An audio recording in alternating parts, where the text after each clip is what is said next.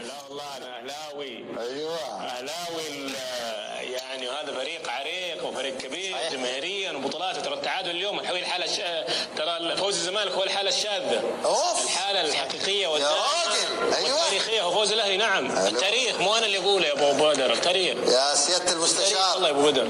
يا سياده ابو احمد، استاذ المستشار مرتضى منصور، ترى في واحد هنا يخبط في الحلال. احترام لك. يقول لك بص انا كسيديهاتك عندي. احترام. لما جيت مصر سنه 87 ايوه فاكرك في الشقه اللي في شارع السودان. ايوه احترامنا الكبير سعاده المستشار، احترامنا الكبير للزمالك والجماهير الزمالك وكل من يعمل بالزمالك ولاعبيه، لكن الحقيقه حقيقه التاريخ ما يطمس ولا يغير. الاهلي هو الفريق ذو الكعب العالي على مستوى مش مصر فقط، على مستوى افريقيا، على مستوى العالم. الاهلي حتى في بطوله العالم هو صاحب الميداليه البرونزيه لاكثر من مره.